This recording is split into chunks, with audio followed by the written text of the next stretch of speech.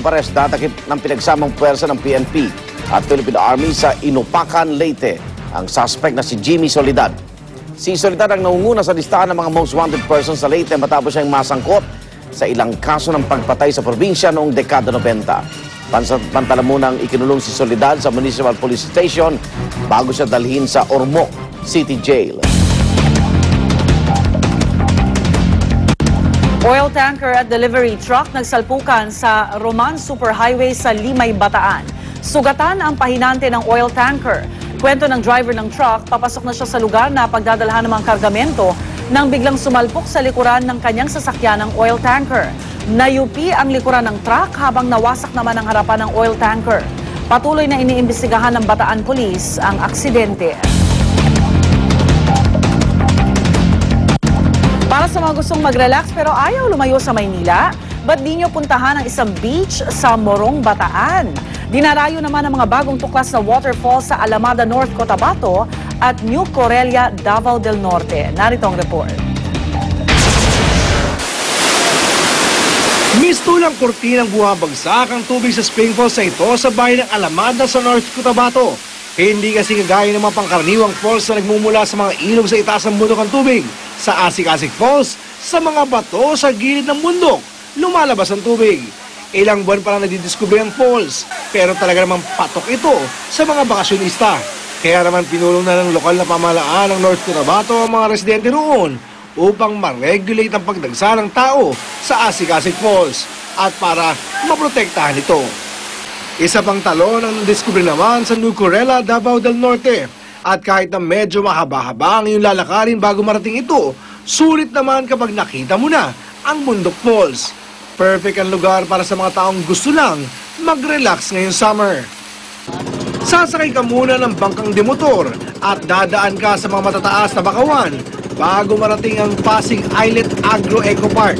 May pino at puting buhangin ng park na makikita sa Santa Cruz, Davao del Sur.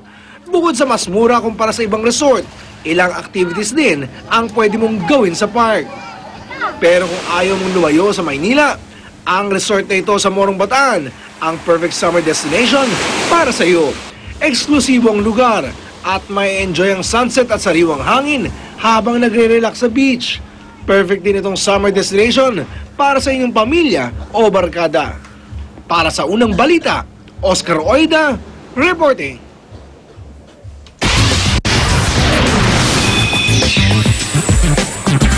Kapuso stars na sina Jillian Ward at Mona Luis Ray bibida sa bagong primetime soap na Luna Blanca. Kahit ito ang unang pagkakataon na magkakatrabaho ang dalawa, kitang-kitang click agad ang mga cute na chikiting. Dahil parehong sikat na child stars, hindi maiwasang pagtalunan ng fans kung sino ang mas magaling sa dalawa. Gayunman, hindi raw ito pinapansin ni na Jillian at Mona. Katunayan, dahil grade 3 si Mona at grade 1 naman si Jillian, magpapaturo pa nga raw si Jillian kay Mona ng ibang lessons niya sa eskwela. Nagkakasundo raw ang child stars sa isa sa mga hilig nila, ang pagkanta. First time po namin ngayon mag-work. Sana po lalo po namin galingan at saka po parati po kaming happy at saka masaya po at parang tunay na buhay lang po yung gagawin namin. Sana po maging close friends po talaga kami at super happy sa set. And sana po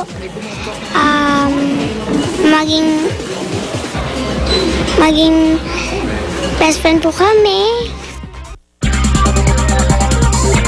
Umpisa pa lang yan ang ating chikahan session ngayong umaga, kaya tutok lang. Rhea? Salamat, Luan. 2 linggo pa ang hihintayin bago ipagdiwang ni Mommy Janisha ang kanyang ika-63 kaarawan sa May 15. Pero ngayon pa lang, ipinaramdam na ni 8th Division Boxing Champion Manny Pacquiao ang kanyang pagmamahal sa pamamagitan ng isang bagong sasakyan. Walang pagsigla ng tuwa si Mommy D sa bago niyang kotse na nagkakahalaga raw ng mahigit 3 milyong piso. Maswerte nga raw ang isang tulad niya na magkaroon ng anak tulad ni Manny. Nagpasalamat ako ng Panginoon na binigyan ako ng anak na mabait. Ito ang advance regalo niya sa birthday ko.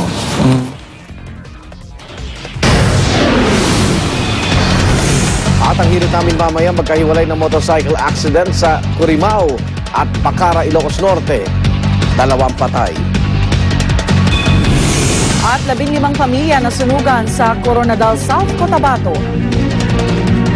Abangan nga natin iba pa sa unang balita mamaya.